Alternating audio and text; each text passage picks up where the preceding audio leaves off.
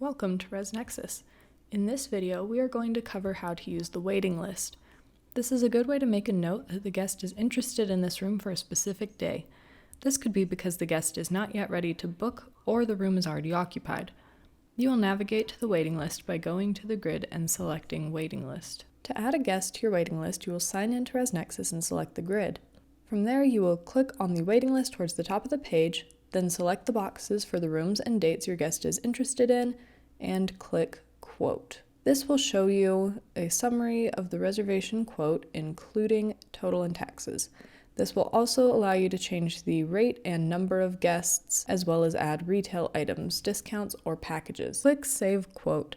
This will take you to the master guest page where you can enter all the information for the guest or use the guest lookup function if they are a returning guest, and click Save.